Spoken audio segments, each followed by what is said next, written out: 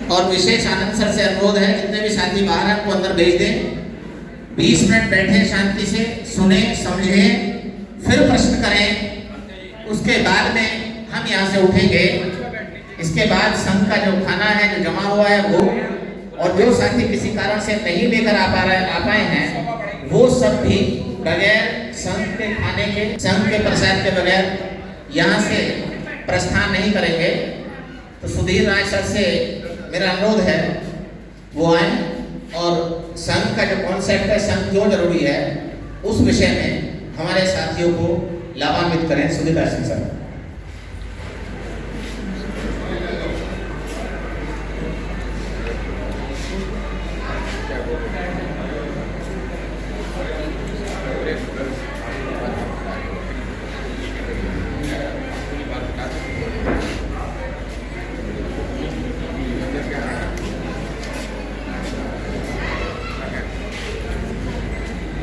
Sir ये light बंद करवा दें पीछे की लाइटें बंद कर दो। हेलो, आवाज साफ आ रही है? वो भटभट तो नहीं हो रही? तो पहले आवाज भी बढ़ा दो, बेस कम कर देना। अब ठीक आ रही है आवाज? भटभट तो नहीं कर रही, वो भटभट तो कर रही थी। ठीक है सर, अब ठीक है, थोड़ी सी कम करो मैं माइक। ये जो हल्के जी यहाँ बैठे हुए हैं और इनके हाथ में जो ये सप्तक दंड है, ये भगवान बुद्ध का, गौतम बुद्ध का, सिद्धार्थ बुद्ध का, तथागत का, वेदांत गुरु का, वेदांत पारगु का, हजारों नाम बुद्ध के। ये उनका आदेश जो विनय पिटक में लिखा हुआ है, आप विनय पिटक को, बच्चों जरा बंद कर दो इसको, बच्चों साथ साथ जाओ। जो विनय पिटक है उस पर लिखा हुआ है, वो लिखा हुआ हम आपको, यानी संघ आपको भेज देगा अगर किसी को चाहिए। उस विनय पिटक में जो भिक्खु थे उन्होंने ये निवेदन किया सिद्धार्थ गौतम बुद्ध से कि जब हम जाते हैं रास्तों में तो हमको जानवर परेशान करते हैं। कई बार ऐसे लोग आते हैं जो हम पे पत्थर फेंकते हैं। कई बार हमको दिक्कत होती है तो हमको सुरक्षा का कोई दंड दिया जाए। दंड माने होता है दया माने देना और दया माने डंडा, यानी किसी को डंडा दिया जा सके तो दंड बोलते हैं। तो बुद्ध ने सप्तक दंड उनको देने के लिए अलाउ किया, ये विनय पिटक लिखा हुआ है। पर साथ में ये कहा कि 11 प्रकार की मूठ इसमें बना सकते हैं, जिसमें सोने चांदी की मूठ नहीं बना सकते। उसमें लाख की, हाथी दांत की और समय जो भी चीज थी और कई प्रकार के सप्तक दंड बना सकते हैं। ये बुद्ध ने अलाउ किया, इसलिए जितने भी भारत में आज के समय जो ऐसे भगवा कलर पहने हुए लोग हैं, क्योंकि भगवा कलर तो बुद्ध का है, उनको भगवा बुला करते थे, पर जो लोग हाथ में डंडा या छड़ी या जो ऐसा जिसको भूदंड बोलते हैं, यानी भुजा के बराबर दंड, वो सारे के सारे जितने भी दंड हैं वो बुद्ध के आदेश से मिले और वही परंपरा चलती है। ये जो सप्तक दंड है अपनी सही जगह आज आया हुआ है। ये भिक्खुओं के पास पहले था, रहता था, इसको साजिश करके हटाया गया, पर कुछ लोगों ने रख दिया। पर हम जैसे साधारण लोगों के लिए सारे हथियार अलाउ थे। दंड तो हमको रखना ही चाहिए और हम दंड रखते थे। हर व्यक्ति हमारा जब भी घर से बाहर जाता था उसके पास उसका अपना डंडा, अपनी लाठी होती थी। इसलिए नागपुर के अंदर ये नियम पास हुआ कि जितने भी संघी हैं वो अपने साथ में सप्तक दंड रखेंगे। अपनी कार में जाएंगे वहां सप्तक दंड रखेंगे, अपने घर में रखेंगे, और जब कभी संगति होगी तब सप्तक दंड रखेंगे। रात में अगर कभी आएंगे जाएंगे तो सप्तक दंड रखेंगे।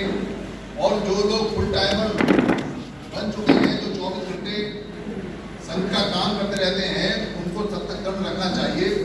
कुत्ते दूर रहते हैं, जानवर दूर रहते हैं, और संतक दंड पकड़ने से बड़ा बल मिलता है, एक भरोसा रहता है कि कोई मुसीबत आएगी तो उसको सामना कर सकते हैं। ये जो कपड़ा आप देख रहे हैं, चीवर बोलते हैं इसको, चीड़ से बना हुआ है चीवर। ये सिर्फ भिक्षुओं का होता है। इसका रंग भी जैसा ये रंग है और भी तरह का रंग हो सकता है, जो पेड़ की छाल से, फूलों से, पत्तियों से रंगे जाते थे। ये मेरे प्रोटेक्ट नियम है। तो भिक्षु सारे आज भी थाईलैंड के अंदर पेड़ों की छाल से, फूल पत्तियों से अपने चीवर को रंगते हैं। जंगल में वो वहां से रंग लाते रंगते हैं। इसको भगवा कलर बोलते हैं क्योंकि इसको दुखों को भग्न करने वाला व्यक्ति पहनता था, जो बुद्ध थे।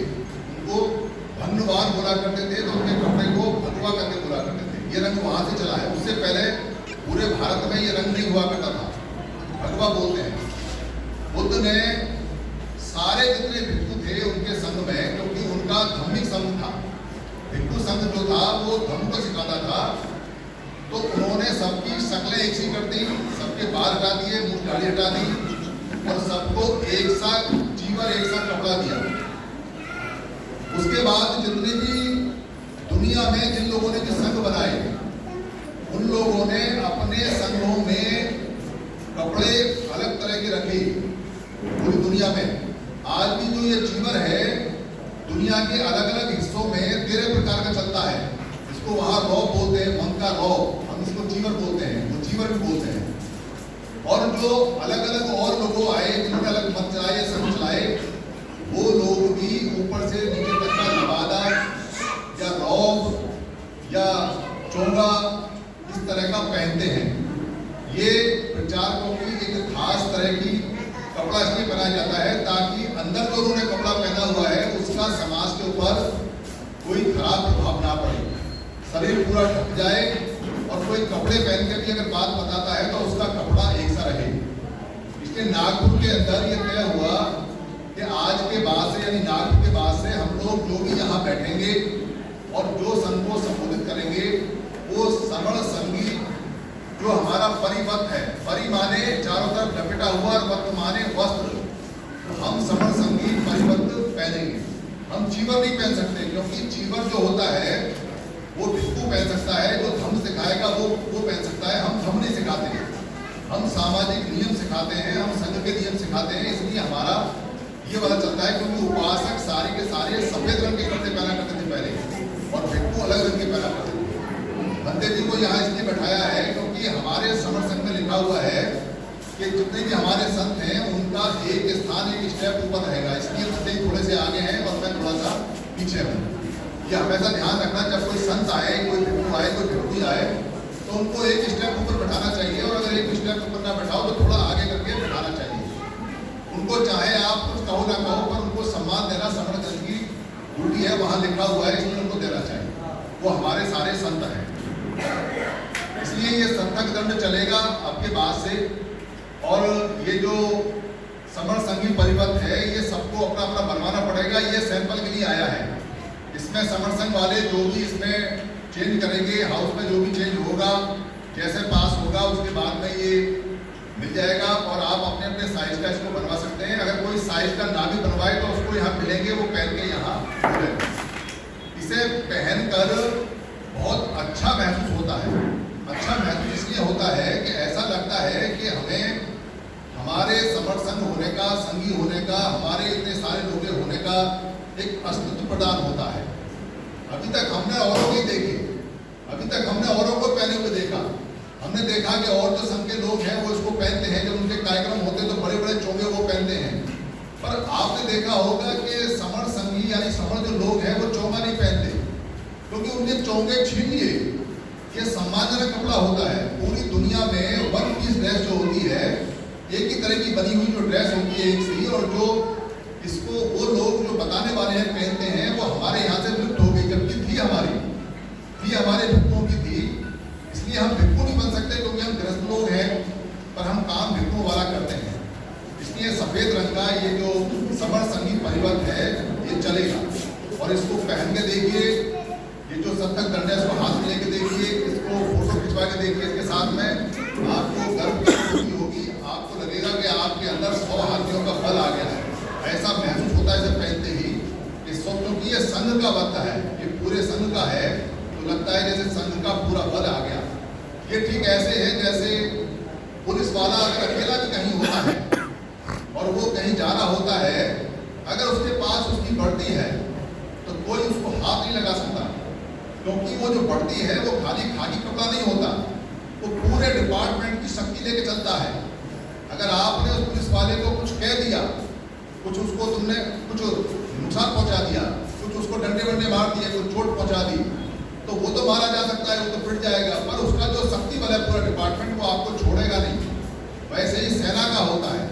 सेना में जो सैनिक होता है उसकी जो वर्दी होती है वो खाली कपड़ा नहीं होती, वो जो रंग होता है मिलिट्री कलर का, वो पूरी सेना का बल उसके साथ चलता है। इसलिए उसका सीना हमेशा चौड़ा रहता है और वो अकड़ के चलता है। इसीलिए पुलिस वाले अकड़ के चलते हैं, इसीलिए समर संगी भी अकड़ के चलता है, इसीलिए भिक्खू भी अकड़ के चलते हैं। भिक्खू कभी आपने छुट्टे चलते हुए नहीं देखे होंगे, क्योंकि भिक्खू का जो जीवन है वो खाली अकेला भिक्खू नहीं है, पूरी दुनिया के जो लाखों करोड़ों भिक्खू हैं वो धम्म और भिक्खू साथ चलते हैं। पर समर संघ में क्या है, समर संघ के आदमी को कोई कहीं पीट दो, कोई मूंछ काट दो, कोई बाल काट दो, कोई पेशाब कर दो, कोई हत्या कर दो, कोई बलात्कार कर दो, कुछ पता ही नहीं है। क्यों? क्योंकि सब कुछ बिखरा हुआ है। जो शक्ति है वो अलग अलग बिखरी हुई है और शक्ति एक साथ नहीं है, इसलिए शक्ति नहीं है, वो विपत्ति है। इसीलिए हम अलग अलग फिर रहे हैं क्योंकि हम साथ नहीं हैं। अभी यहाँ किसी ने मुझे बताया कि आज एक कार्यक्रम अमरोहा में और है। मैंने पूछा कौन कर रहे हैं, तो बताया कि भंते सुमित रथ ने एक बस बनाई है और वो संविधान को लोगों को 1 करोड़ संविधान देंगे। फिर मैंने पूछा कैसे देंगे, खरीद के देंगे? उनके पास इतना पैसा 1 करोड़ संविधान, क्योंकि संविधान अगर थोक में छपाओगे तो बड़ा संविधान बड़े साइज का 70-80 रुपए का पड़ता है। तो अगर 1 करोड़ है तो उसका मतलब 70-80 करोड़ रुपए चाहिए छपाने के लिए, क्योंकि हम संघ में काम करते हैं, संघ में जीवन दिया हुआ है। हमारे पास कभी ऐसा नहीं होता कि हम कभी 1 लाख 2 लाख कोई समुद्र छपा दें। लोग जितना मांगते हैं, जितना पैसा वो देते हैं उतना छप जाता है, उनको मिल जाता है। तो मेरी जिज्ञासा बढ़ी कि वो जो संविधान है उसको कैसे करेंगे। तो संविधान का उन्होंने बताया कि जी वो ऐसा सिस्टम उन्होंने बताया है कि आप उनसे संविधान खरीदो 500 रुपये में और फिर उनको वापस कर दो। तो मैंने कहा भाई ये क्या बात हुई, 500 रुपये आपने उनको दिए, आपको कुछ मिला नहीं, संविधान आपने दिया फिर उन्हीं को दे दिया, तो संविधान घर घर कैसे पहुंचा? तो ऐसे तो मैं 100 करोड़ संविधान बांट दूंगा, 100 करोड़ लोग आए, 100 करोड़ लोग संविधान एक करके लें और दें, फिर मैंने कहा 500 रुपये का क्या होगा, क्या और संविधान छपेंगे? कहीं 500 रुपये का तो पता नहीं, इसका तो हिसाब है नहीं। फिर मैंने उनसे कहा कि भाई रथ तो एक दिल्ली में भी तैयार हुआ था, जो राजेंद्र पाल एडवोकेट मंत्री रहे पुराने, उन्होंने भी रथ बनवाया। उस रथ में और उनके कार्यक्रम में सुमित रथ भी गए थे, वो रथ खाली पड़ा हुआ है, चलता नहीं है, वहां खड़ा उसमें जंग लग रही है। तो रथी अगर बनवाना था तो उनका ले लेते, वो भी धन का काम करते हैं, ये भी धन का काम करते हैं। तो क्या दोनों के धन के काम में अंतर है? क्या दोनों अलग अलग हैं? क्या दोनों के बुद्ध अलग अलग हैं? क्या दोनों अलग अलग लोगों को बुद्धिस्ट बनाएंगे? क्या राजेंद्र पाल गौतम अलग से बुद्धिस्ट बनाएंगे और भंते सुमित अलग से बनाएंगे? क्या दोनों के अकाउंट एक नहीं है? क्या अकाउंट धर्म का नहीं है? ये सवाल मैंने पूछे, गुरु जी हमें तो इसकी जानकारी है नहीं। भाई जब आप समाज में रहते हो और आप समाज में चाहते हो कि सब लोग इकट्ठे हो जाएं, आप चाहते हो कि हमारी मुसीबतें टल जाएं, फिर अगर अलग अलग व्यक्ति काम करते हैं और एक ही काम करते हैं तो आप उनसे पूछते क्यों नहीं हो कि आप अलग अलग काम क्यों कर रहे हो? इस अलग अलग काम करने से फायदा होगा या नुकसान होगा, इसको कौन पूछेगा? अगर 20 राजनीतिक पार्टियां हैं और अलग अलग चुनाव कर रही हैं और 20 की 20 राजनीतिक पार्टियां ये कहती हैं 2024 फतेह करना है, मिशन 2024 का हम ऐसा कर देंगे वैसा कर देंगे। भाई जब सबको 2024 की चिंता है तो तुम सारे इकट्ठे क्यों नहीं हो जाते? तुम्हारी एक मीटिंग हमने समाज में नहीं देखी कि जब तुम्हें 2024 की चिंता हो, राजनीतिक रूप से बता रहा हूँ, तो इकट्ठे हो जाते। पूरे देश के जितने लोग थे वो इकट्ठे हो जाते जो सब लोग थे, पर नहीं हुए। वैसे ही वामसे वाले जितने लोग हैं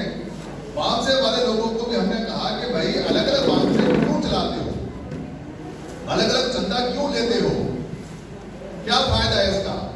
जब आपका मिशन एक, मूवमेंट एक, और जब आपका बनाने वाला एक है जिसको आप मान्यवर काशीराम कहते हो और उनकी इज्जत भी करते हो, फिर उनके काम को तोड़ते क्यों हो? फिर उनके काम को बिखेरते क्यों हो? अलग अलग बाउंसर का मीटिंग लगा के अलग अलग लोग टूटेंगे या नहीं टूटेंगे? अलग अलग बाउंसर बनाओगे तो अलग अलग कार्यकर्ता बनाओगे तो अलग अलग ग्रुप बनाओगे, तो क्या उन ग्रुपों में दोस्ती होगी या दुश्मनी होगी? अगर दोस्ती होगी तो अलग अलग क्यों है? और अगर दोस्ती नहीं है तो जाहिर सी बात है कि दुश्मनी है, इसलिए अलग अलग है। तुम एक के यहाँ आते नहीं, दूसरे के यहाँ जाते नहीं, कभी एक साथ बैठते नहीं, कभी एक साथ बैठ के देखा नहीं। वैसे ही हमने लड़कों से पूछा कि अरे इतने सारे दलबल बनाते हो, अलग अलग संतों के नाम पर बनाते हो, तो क्या संतों ने कहा था कि अलग अलग बनाना? क्या संतों ने कहा था कि अलग अलग रहना? क्या संतों ने कहा था कि हमको अलग अलग कर देना? ये जितने हमारे समरों के संत हैं, ये सारे संत यही कहते कि इकट्ठे हो जाओ, और तुमने संत ही अलग अलग कर दिए।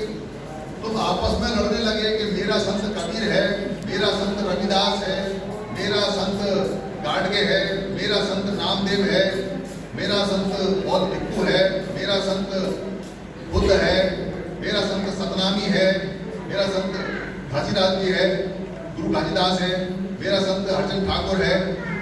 ये कैसी बात हुई? संतों ने तो कभी नहीं कहा कि हमको अलग अलग करना। फिर आपने संत अलग अलग क्यों कर दिए और अलग अलग चंदा करते हो और अलग अलग संतों को मानते हो और संतों की बात नहीं मानते? तो संतों को मानने वाले लोगों ने भी हमको नहीं बताया क्या करना क्या नहीं है। तो ये सारी की सारी समस्या जो अलग अलग चल रही है, इस समस्या पे चिंतन और विचार करने के बाद में हमने ये हिसाब लगाया कि आखिर ये जो लोग हैं ये कभी एक थे या नहीं, या ऐसे ही टुकड़ों में टूटते आ रहे हैं। सत्येंद्र मोहन जी, सत्येंद्र, मेरा ध्यान जा रहा था। तो आखिर क्या कारण है? क्या कभी पहले कभी एक वेग थे भी या हमेशा से टूटते चले आ रहे हैं? तो हम जब हिसाब लगाने बैठे तो हमने ये पाया, अरे भाई 500 साल पहले तो इस भारत में एक भी सिख नहीं था, एक भी सिख नहीं था, क्योंकि गुरु नानक का जो बर्थ है वो 500-550 साल पुराना है, और जो उनके बाद में 10 गुरु आए, उन्होंने जो सिखिज्म बनाया सबसे लास्ट वालों ने, तो 500 साल पुराना सिखिज्म है। इसका मतलब पूरी दुनिया में सिख नाम ही नहीं था, कहीं से सिख नाम की कोई कम्युनिटी नहीं, कोई मत नहीं, कोई समुदाय नहीं। फिर देखा कि भाई ये जो कबीरदास जी हैं या जो रविदास जी हैं, इनका कब से है? तो इनका भक्ति काल से पता चलता है कि ये अभी 700 साल पुराने रहे। 700 साल पहले एक भी भारत में ना कोई रविदासी था, ना कोई कबीरदासी था, और ना कोई गुरु घासीदास था, ना ही कोई गाडगे साहब का मालिक था, क्योंकि गाडगे साहब का तो बाबा साहब के साथ है। तो इसका मतलब ये है कि उससे पहले ये क्या थे? जब यहाँ गुरु घासीदास ही नहीं, जब यहाँ कबीर साहब ही नहीं, जब यहाँ रविदास ही नहीं, तो रविदासी कैसे हो गई? तो बोले भाई इसका मतलब ये है कि 700 साल पहले चलते हैं कि वहाँ कौन था, और थोड़ा पीछे जाके चले हम, तो पता चला कि इस पूरी धरती पे, यहाँ भारत के अंदर या पूरी धरती पे 2000 साल पहले कोई 1400 साल पहले कोई मुसलमान भी नहीं था, क्योंकि मोहम्मद साहब का जो जन्म है वो 1400 साल पुराना है। तो कोई मुसलमान ही नहीं था पूरी दुनिया में, एक भी मुसलमान नहीं। 1400 साल पहले मुसलमान वहाँ उन्होंने ईमान लेके आए, मुसलमान बने, और यहाँ 7वीं सदी में यहाँ आए थे। तो इसका मतलब यहाँ कोई मुसलमान भी नहीं था, पूरे भारत में नहीं, दुनिया में नहीं। तो और थोड़ा पीछे चले तो पता चला कि जो जीसस है, यानी कि ईसा मसीह है, उनका जो जन्म है वो अभी क्या चल रहा है 2024, तो 2024 साल पहले का था, उनके जन्म से चलता है। तो 2024 साल पहले कोई यहाँ ईसाई नहीं था, कोई ईसा भी नहीं था। तो और थोड़ा पीछे चले तो पता चला कि ये जो बुद्ध और महावीर हैं, इनका जन्म 2600 साल पहले हुआ, यानी 2600 साल पहले कोई जैनी भी नहीं था, कोई बुद्ध भी नहीं था, कोई बुद्धिस्ट नहीं था। और ये जो अम्बेडकर आए थे तो अभी 100 साल की बात है, ये तो सब आप जानते हो। या जो काशीराम वाले हैं, जो काशीराम को अपना संत मानते हैं, वो तो अभी की बात है, वो सब आप जानते हो। तो बुद्ध और महावीर जैन से पहले हम क्या थे? भारत क्या था? यहाँ उर्दू नहीं क्योंकि मुसलमान नहीं, यहाँ इंग्लिश नहीं क्योंकि ईसाई नहीं, यहाँ संस्कृत नहीं क्योंकि संस्कृत भाषा बाहर से आई है, बाद में बनी है, भाषा हमारी पाली रही है। तो आखिर हम लोग थे कौन? इस सवाल का जवाब जब हम ढूंढने निकलेंगे और आप भी जब ढूंढोगे तो आपको एक छोटी सी लाइन मिलेगी बाबा साहब अम्बेडकर के द्वारा कि ये हमारी जितनी संघर्ष है, जितनी लड़ाई है, वो दो लोगों के बीच में है। एक बोलते हैं ब्राह्मण संस्कृति और एक बोलते हैं श्रमण संस्कृति। इस बात को अगर कोई मना करता हो तो हाथ उठा दे। अगर बाबा साहब की इस बात को कोई मना करता हो कि जो बाबा साहब ने ये बात लिखी है कि दो संस्कृतियों का झगड़ा है, दो लोगों का झगड़ा है, एक श्रमण और एक ब्राह्मण, कोई हाथ नहीं उठा। इसका मतलब बाबा साहब ने जो बात लिखी सच है। नहीं तो जाके इसको विद्वान बता देंगे, वो भी यही कहते हैं पूरे भारत में। तो ब्राह्मण का तो आपको पता है, ब्राह्मण तो आपको जगह जगह दिखाई देता है। पर आप जितने लोग हो, अगर आपसे ये पूछें कि भाई वो श्रमण संस्कृति वाले लोग कहाँ गए, क्या जवाब दोगे? क्या जवाब दोगे? ब्राह्मण तो दिखाई देता है, पर श्रमण संस्कृति वाले कहाँ गए? जब बाबा साहब ने बात लिखी है और वो बात सच है और वो झूठ नहीं है और दो संस्कृतियां हैं, और आप खुद भी कहते हो कि ब्राह्मण तो 3% है, तो 97% लोग कहाँ गए? आप खुद कहते हो कि ब्राह्मण 15% ये मिला दो जो उसकी विचारधारा में है, तो 85% लोग कहाँ गए? तो श्रमण शब्द इस्तेमाल नहीं करते हमारे लोग। हमारे लोग क्या इस्तेमाल करते हैं? कटी, पासी, धासु, धानुक, चमार, चूड़ा, चुट्टा, पुट्टा, पता नहीं 6700 नाम है, मुझे तो याद नहीं है। और मुझे एक नाम याद रहता है, श्रमण। कोई मुझसे पूछता है कि आप कौन हो, तो मैं कहता हूँ तू कौन है? तो वो कहता है जी हम तो ब्राह्मण है। तो हम कहते हैं हम श्रमण हैं। कह रहा है जी आपकी जात क्या है? हमें पूछता है तेरी जात क्या है, तो बता दे। अगर हमारे तो जात नहीं होती, ये बात सच है, ब्राह्मण में जात नहीं होती। तो हम कहते हैं हम तेरे बाप हैं। हमारे अंदर तो कुछ भी नहीं होता, बस एक शब्द है श्रमण, और हम इसलिए बाप हैं क्योंकि नाम हमने तेरा दिया है। तो कह रहे तुमने नाम कैसे दिया है?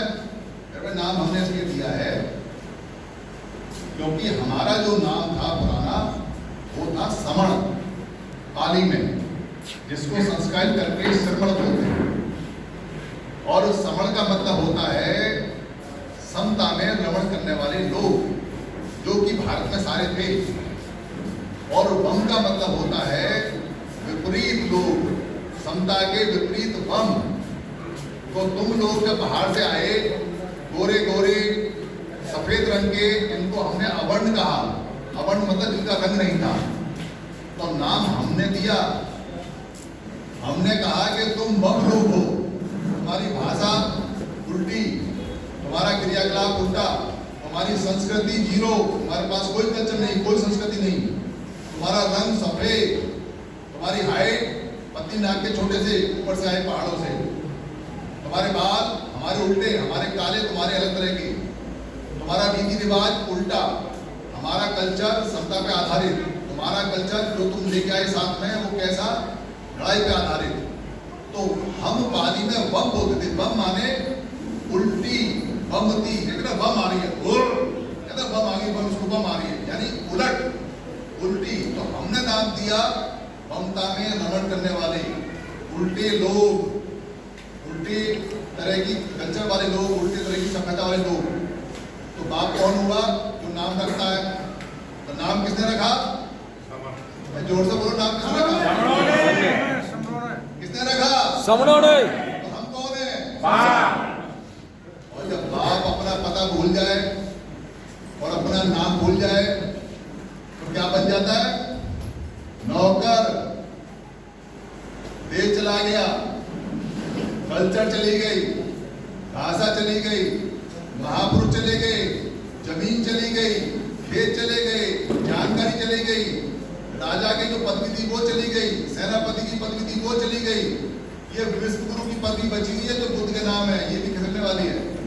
बहुत सारे ब्राह्मण जो उसको लेने की कोशिश में रहते हैं, पर वो कर नहीं पाते क्योंकि बुद्ध ने कभी अपने आप को ब्राह्मण नहीं कहा, ऐसा महाश्रमण कहा। ये थोड़ी मुश्किल होती है कि बुद्ध को महाब्राह्मण कैसे कहें, तो महाश्रमण है। इसलिए ये ओरिजिनल भाषा का नाम है। अगर आपको ये पुरानी भाषा में समझ में आता है श्रमण, बहुत अच्छी बात है, और अगर नहीं समझ में आता तो श्रमण तो समझ में आता ही है। तो श्रमण का मतलब होता है समता में कहने वाले लोग, श्रमण में और समण में श्रेय का अंतर है। श्रेय मण और सय मण, ये श्रेय शब्द हमारा नहीं है, ये श्रेय शब्द बाहर के लोगों ने आके बदला, सय को श्रेय कर दिया और इसका अर्थ भी बदल दिया। साथ में उन्होंने श्रेय से श्रम बना दिया और श्रम करने से कह दिया कि हम श्रम करने वाले लोग हैं और हम जीवन भर श्रम करें। हम राजा लोग हैं, सम्राट अशोक की संतान है, महासमण बुद्ध के वंशज हैं, हम जीवक जैसे डॉक्टर की संतान हैं, हम जो सुदत्त जैसा व्यापारी जो पूरी दुनिया को चलाता था उसकी वंशज है, उसकी संतान है। बहुत विशाल सभ्यता के मालिक हैं और उस सभ्यता का नाम है समण सभ्यता, समण कल्चर। ये समण संघ पहले भी था और ये समण संघ आज भी है। पहले कब था? जब आप डॉक्टर अम्बेडकर की वो किताब पढ़ोगे भगवान बुद्ध उसका धर्म, तो उसमें लिखा हुआ है कि सिद्धार्थ गौतम ने 21 साल की उम्र में अपने शाक्य समण संघ में प्रवेश किया और उसके नियम माने, तो वहां से और उससे पहले से चला आ रहा है। समण संघ की बहुत सारी बातें हैं। यहाँ किताब रखी हुई है, समण संघ रखा हुआ है 25 रुपए में, 25 में छपता है, 25 में मिलता है। कम से कम 4 लेके जाना, अपने रिश्तेदारों को देके जाना। समण कल्चर के सारे प्रश्नों में जवाब उसमें है। जो प्रश्न आपके यहाँ हो वो यहाँ पूछें। और जो समण संघ है वो साल में 6 महीने में 3 महीने में सब लोग इकट्ठा हुआ करते थे। बच्चे सब आते थे, महिलाएं आती थी, पारिवारिक संगति होती थी। वो संगतियों का दोबारा से कल्चर, दोबारा से सभ्यता वापस आ गई है। जैसे ये आज की संगति हो रही है तो अभी तो पढ़ाना पड़ रहा है, बताना पड़ रहा है कि समण क्या है, कल्चर क्या है, ये क्या है, तो खुशी नहीं मना पा रहे ज़्यादा। पर वहाँ दिल्ली में जो 11 फरवरी 2024 को है, वहाँ ज़्यादा भाषणबाजी नहीं होगी, वहाँ पर समझाना कम होगा, मौज मस्ती ज़्यादा होगी। परिवार के साथ आना है। एक व्यक्ति का खुद का खाने का खर्चा, बैठने का खर्चा, बिजली पानी टेंट वगैरह लाइट वगैरह दिल्ली का थोड़ा महंगा होता है, ऑडिटोरियम का खर्चा सब कुछ मिला के 350 रुपये है एक आदमी का। और अगर 10 साल से 18 साल का कोई बच्चा है, हमारा युवा है, तो उसके आधे पैसे हैं 175 रुपये। और छोटा बच्चा 10 साल से छोटा है तो मात्र 25 रुपये उसके हैं। ये टिकट कटवा के जाना है यहाँ, क्योंकि पूरे देश से और दुनिया से लोग आ रहे हैं और सबको अपने समण परिवार से मिलना है। तो कहेंगे भाई मिलके क्या होगा? मिलके आपकी सारी चीजें वापस आ जाएंगी। आपके विश्वगुरु, आपकी सत्ता, आपकी फैक्ट्री, आपके खेत, आपके खलियान, आपकी इज्जत, आपकी सेहत, आपकी पढ़ाई, आपकी लिखाई, आपकी एजुकेशन, आपकी सुरक्षा मिलेगी। आपकी जमीन जायदाद, होटल मालिक, बैग बाग, सबकी सुरक्षा मिलेगी। क्यों सुरक्षा मिलेगी? क्योंकि जिनके पास संख्या होती है, संविधान उनकी बात मानता है। संविधान का एक नियम है कि संविधान में आप कुछ भी करा लो संविधान से, पर संविधान कहता है कि मेरे को 51% संख्या चाहिए। संविधान ये नहीं कहता कि आप MLA MP बन के आना, ये नहीं कहता। संविधान कहता है 51% लोग चाहिए मुझे, लोग। क्योंकि जब 2 अप्रैल 18 को आपका नियम ठीक हुआ, जो एट्रोसिटी एक्ट का बदला था, तो कहीं पार्लियामेंट में डिस्कस नहीं हुआ। पार्लियामेंट में जो नेता थे वो खिलाफ थे, ब्यूरोक्रेट खिलाफ थे, जुडिशरी खिलाफ थी। पर सड़कों पे जब संघ आ गया तो नियम बदल गया। वैसे किसानों के जो 3 नियम हैं जो बनाए, वो पार्लियामेंट ने बनाए थे, जनप्रतिनिधियों ने बनाए, MP MLA ने बनाए थे, पर किसानों को पसंद नहीं आए। और जब वो इकट्ठे होकर सड़क पे आ गए तो संविधान को पता चल गया तो वो नियम हट गए। वैसे ही जब भारत को आज़ादी मिली थी तो आज़ादी कहीं पार्लियामेंट में नहीं मिली हमको। सड़कों पे जब सारे लोग आए और ये नारा लगा हिंदू मुस्लिम सिख ईसाई आपस में भाई भाई, और सबने उनका काम करना बंद कर दिया, सहयोग कर दिया, तो उनको लगा कि अब यहाँ सरकार नहीं चल सकती, तो वो छोड़ के चले गए। वो छोड़ के गए इसलिए क्योंकि हिंदू मुस्लिम सिख ईसाई संघ में आ गए। तो संघ जहाँ से होता है सारे नियम वहां से बनते हैं। तो जो आप चाहोगे वो हो जाएगा अगर आप इकट्ठे होगे। और अगर आप इकट्ठे नहीं होगे तो इस बार जड़ से साफ हो जाओगे, जड़ से साफ हो जाओगे। छोटी सी बात बता के खत्म करूंगा, फिर आपके सवाल जवाब आएंगे, वो सब बताएंगे संगी। क्यों खत्म हो जाओगे? क्योंकि रोजगार के नाम पे आपके पास में सिर्फ सरकारी नौकरी बची थी और वो चली गई। सरकारी नौकरी नहीं मिलती। आपके बच्चे पढ़ गए हैं, लिख गए हैं, पढ़ा रहे हो, लिखा रहे हो, घर बेच के कपड़े बेच के, खाना बेच के, पेट काट के, पर नौकरी नहीं है। जो प्राइवेट सेक्टर है उसमें आपको नौकरी नहीं मिलेगी, क्योंकि वो जात को देख के नौकरी देते हैं। तो हमारी कोई इंडस्ट्री नहीं, हमारी कोई फैक्ट्री नहीं, तो नौकरी कहाँ से मिलेगी? खेत हमारे जा चुके हैं तो खेत में काम कैसे करेंगे? विदेश में हमारा कोई रिश्तेदार नहीं, तो विदेश जाके पॉसिबल नहीं कि हम विदेश में जाके सेटल हो जाए। दुकान हमारी चलती नहीं जात के आधार पर, क्योंकि दुकान पे जैसे जात का लेबल लगता है, दुकान पे आप जात छुपा नहीं सकते। बड़े शहर में तो फिर भी चल जाती है, थोड़ी बहुत, छोटे शहर में नहीं चलती। तो दुकान व्यापार आपका चल नहीं सकता। तो खाओगे क्या? हॉस्पिटल सारे बिक रहे हैं तो बच्चों का इलाज कैसे कराओगे? प्राइवेट यूनिवर्सिटी स्कूल हो गए हैं तो पढ़ाओगे कैसे? काम नहीं होगा तो इलाज कैसे कराओगे? इससे क्या होने वाला है? इससे होने वाला ये है कि जब कोविड जैसी बीमारी आती है तो जैसे 70-80 लाख लोग मर गए भारत के अंदर, वैसे ही लोग मर जाएंगे, उनके पास दवाई नहीं पहुंचेगी, इलाज नहीं पहुंचेगा, और काम मिलेगा नहीं आपको, क्योंकि ये मशीनें आ रही हैं, मशीनें काम खा रही हैं। तो मशीनों को ज्यादा आदमियों की आवश्यकता नहीं है। तो जब ज्यादा आदमियों की आवश्यकता नहीं है तो जो सबसे निकम्मे, सबसे बेकार और सबसे कमजोर लोग होंगे वो मारे जाएंगे। और भारत में सबसे ज्यादा कमजोर, निकम्मे तो नहीं है, सबसे ज्यादा कमजोर लोग हम हैं, क्योंकि हमारे पास कुछ नहीं है। तो अगर हम अपने बच्चे का इलाज करने हॉस्पिटल जाएंगे तो हॉस्पिटल वाला 4 लाख काम मांगेगा, हम अपना घर बेच के दे देंगे तो फिर रहेंगे कहाँ? चोरी करके देंगे तो पुलिस मार देगी, पैसा नहीं होगा तो बच्चा मर जाएगा। तो इसको बोलते हैं इनडायरेक्ट किलिंग। इनडायरेक्ट मतलब सीधे सीधे नहीं मारा जाएगा, अपरोक्ष मारा जाएगा। और वो चल रहा है काम, वो काम चल रहा है। कुछ सुसाइड कर लेंगे, कुछ अवसाद में चले जाएंगे, डिप्रेशन में चले जाएंगे, कुछ उग्र होंगे, वो हमला करेंगे, कुछ लड़के जेल चले जाएंगे, पर बच सकते हैं। बच इसलिए सकते हैं क्योंकि संविधान साफ है, और संविधान उसकी बात मानता है जो संख्या में उसके पास पहुंचते हैं। संविधान को इस बात से मतलब नहीं है कि आप लूले हो, लंगड़े हो, अफसर हो, नेता हो, पैसे वाले हो, गंजे हो, या फलाने हो या ढलाने हो, आदमी हो, औरत हो, स्त्री हो, भिक्षु हो, कोई उसे संख्या चाहिए। आपके पास बहुत जायदाद हो सकती है, बहुत बड़े अफसर हो सकते हैं, पर आपका एक ही वोट है।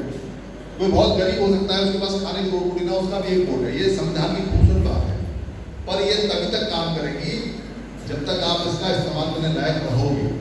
अगर इसका इस्तेमाल करने लायक नहीं रहोगे तो फिर ये संविधान भी आपकी मदद नहीं करेगा। इसलिए आपको जुड़ना चाहिए, दिन रात जुड़ना। तो जुड़ने के 2 तरीके हैं। एक तरीका तो ये है कि सारे संगठनों को कहना चाहिए, जो सत्संग दंड है इसको ले जाके इकट्ठे हो जाओगे, और जब तक तुम इकट्ठे नहीं होते हम चंदा नहीं देंगे, हम पैसा देंगे, और तुमको इकट्ठा होना पड़ेगा। कि जितने धमके चल रहे हैं, मतों के चल रहे हैं, सब इकट्ठे हो जाओ। जितने राजनीतिक पार्टियों चल रहे हैं, सब इकट्ठे हो जाओ। जितने लड़कों के दल वाले हैं वो सारे इकट्ठे हो जाओ। जितने सरकारी कर्मचारियों के हैं वो सब इकट्ठे हो जाओ, और फिर आपस में इकट्ठे हो जाओ सब, और जल्दी इकट्ठे हो जाओ, देर मत करो, नाटक मत करो। एक तरीका तो ये है।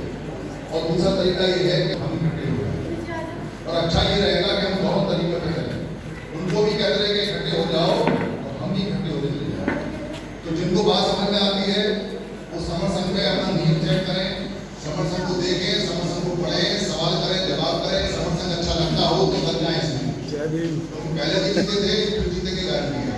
और जिनको बात समझ में नहीं आती है वो यहाँ सवाल पूछे, जवाब पूछे, जब तक पूछते रहे, जब तक पूछते रहे, जब तक उनके सवाल का जवाब नहीं मिले।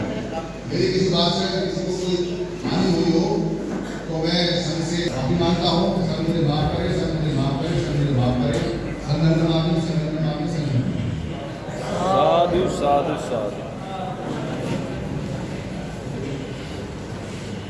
और बहुत साधुवाद है।